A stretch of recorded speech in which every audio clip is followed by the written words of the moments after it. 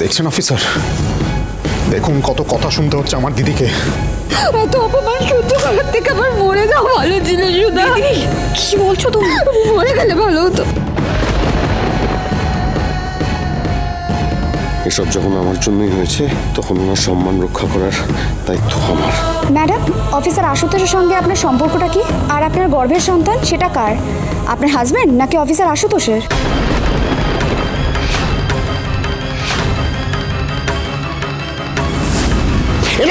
অনেকক্ষণ ধরে বলছি আপনাদেরকে, দেখবেন কি সম্পর্ক, দেখবেন তো? হ্যাঁ হ্যাঁ, জানতে চাই, বলুন বলুন, কি ব্যাপার? এই দেখুন,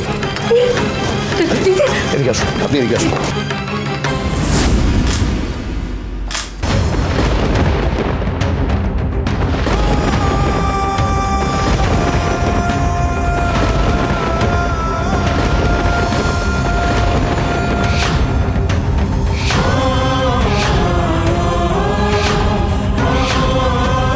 আমি জানি আমাকে আপনি ভুল বুঝবেন, দোষারোপ করবেন, তবু আপনার সম্মান বাঁচাতে আর এই মানুষগুলোর মুখ সারা জীবনের মতো বন্ধ করতে আমাকে এটা করতেই হলো। এই দেখুন, উনি আর বিধবা নেই। দেখছেন কি সম্পর্ক, দেখে নিয়েছেন আপনারা? বিশ্বাসটা কি করলো? অফিসার আশুতোষ সেটা কি করলেন? এছাড়া আর তো কোনো উপায় ছিল না দিদিভাই। গজানন, দিদিভাই, দিদিভাই, দিদিভাই, আশুতোষ বাবু দিদিকে সিঁদুর পরিয়ে দিল। এ তো দেখছে মেঘনা চাইতেই জল। যাক বাবা, পুলিশ অফিসার নিজেই আমাদের কাজটা করে দিলেন। ব্যাড মাদার ইন ল, এসব হচ্ছেটা কি? খেলাটা না জমে গেছে, এখন চুপচাপ শুধু ড্রামাটা দেখে যাও। আশুতোষ!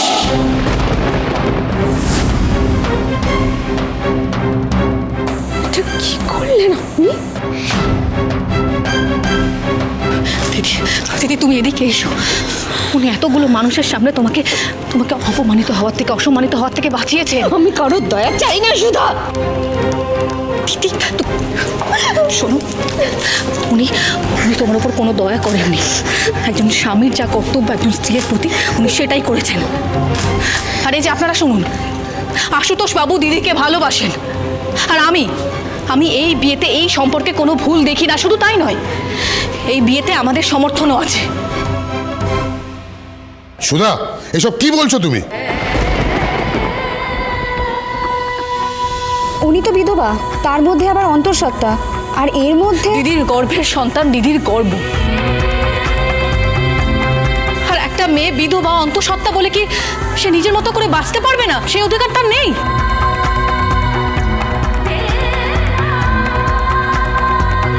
আমরা চেয়েছিলাম এই সুখবরটা আমাদের পরিবার, আমাদের কাস্টমারদের সঙ্গে ভাগ করে নিতে।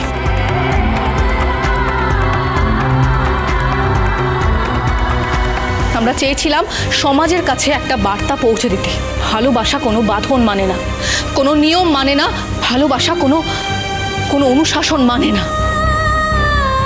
ভালোবাসা কে বিধবা, কে অন্তঃসত্ত্বা, কে ডিভোর্সি, সব কিচ্ছু দেখে না। ভালোবাসা দুটো মনের মিল। আর কে বলেছে বিধবাদের ভালোবাসার অধিকার নেই? বিধবাদের বাঁচার অধিকার নেই? আজ তেজ বেকারি অন্তত গর্বের সাথে সবার সামনে জানাতে চায়, তেজ বেকারি সময়ের সাথে চলতে জানে, সময়ের সাথে পাল্টাতে তেজ বেকারি জানে। তা হ্যাঁ রে দাদা, তোর আদরের বৌমা কি করছে এসব? ম্যাডাম, আপনার নাতবউ কিন্তু কোম্পানির মালিক ভেবে ফেলেছে নিজেকে। এর ফল পরবর্তীকালে কি হবে সেটা ভেবেছেন? তেজ, সুধাকে আটকাও। ঠিক আছে, আমি থামাচ্ছি। না বাবা, সুধা যেটা করছে ওটা করতে দাও ওকে। তেজ বেকারি ভালোবাসার পাশে থাকতে জানে। এই যে আমাদের নতুন প্রোডাক্ট, এটা উত্তর ভারতে আজ লঞ্চ করা হবে। আমাদের টকঝাল মিষ্টির জিরা কুকিজ, যার ট্যাগলাইন হচ্ছে নির্ভেজাল ভালোবাসার বাঁধন।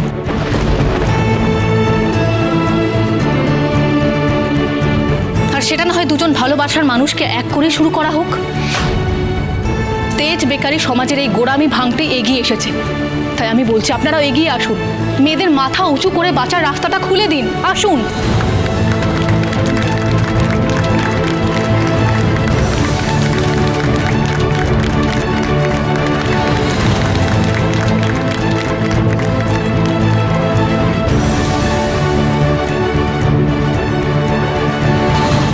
সুধা এটা কি করলো? দিদি ভাই, আমাদের সুধাই পারে এমন সাহস দেখাতে। আমরাও তো মনে মনে চাই ঠাকুরজি ভালো থাকুক। দিদি ভাই পেরেছে, এত এত বড় একটা পদক্ষেপ সাহস করে নিতে পেরেছে দিদি ভাই। চুপ করো তো সাহস জানো মেজদি, এটাকে না ঠিক সাহস বলে না, এটাকে বলে দুঃসাহস।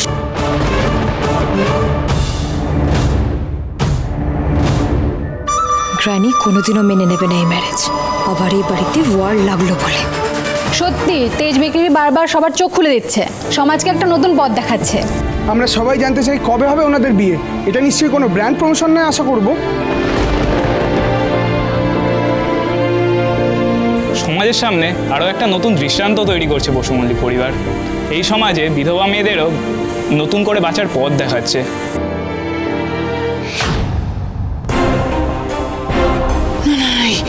এটা হতে পারে না, কিছুতেই না। এই সমাজে প্রতিটা মেয়েরই নিজের মতো করে বাঁচার, নিজের মতো করে জীবন কাটানোর অধিকার আছে। আপনাদের সেই দিন সকলের নিমন্ত্রণ রইল, আপনারা সবাই আসবেন। তাহলে চলুন আমরা আমাদের কাজের দিকে, মানে প্রোডাকশনের দিকে এগোই। টক ঝাল মিষ্টি জিরা কুকিজের দিকে এগোই। নির্ভেজাল ভালোবাসার বাঁধন দিয়ে আজ ট্যুর শুরু হবে। আসুন প্লিজ কাম।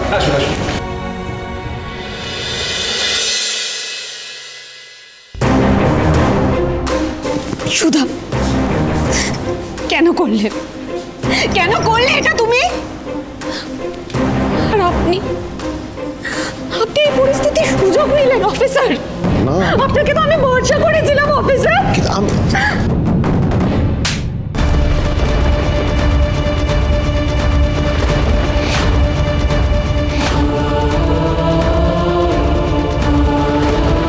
তুমি যেটা করেছো সেটা পাপ।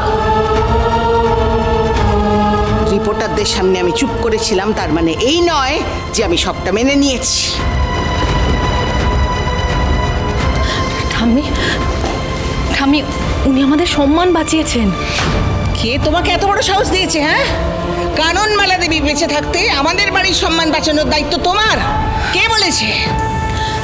ঠাম্মি, আমি আপনার কাছে ক্ষমা চাইছি এত বড় সিদ্ধান্ত আপনাকে না জানিয়ে নেওয়ার জন্যে, কিন্তু আমাদের পরিবারের সম্মান বাঁচাতে, দিদির সম্মান বাঁচাতে, তেজ বেকারির সম্মান বাঁচাতে এটা ছাড়া আর কোনো উপায় ছিল না ঠাম্মি। আর আপনি বলুন, আপনি চান না দিদিভাই একটা সুন্দর জীবন পাক? আর আশুতোষ বাবু দিদিভাইকে খুব ভালোবাসেন ঠাম্মি, দিদিভাইকে খুব ভালো রাখবে। এই কাননমালা বসু মল্লিক বেঁচে থাকতে এটা কোনোদিনও হবে না সুধা। তারপরেও যদি তুমি এই বিয়ে দাও, তাহলে জেনে রেখো তুমি আমার মরা মুখ দেখবে। ঠাম্মি,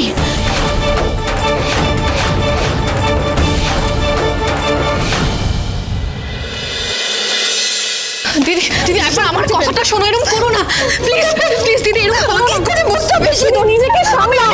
পাপ করে ফেলেছি, এটা সামলাও দিদি। জল ভালো, শুধু জল ভালো, এই সিঁদুরটা মুছে দাও দিদি। আমি অনেক বড় পাপ করেছি। আমার কথাটা শোনো, আমি এইভাবে কেন কেন সিঁদুর মোছার চেষ্টা করছো? তুমি কোনো পাপ করেছো না, আশুতোষ বাবু কোনো পাপ করেছেন?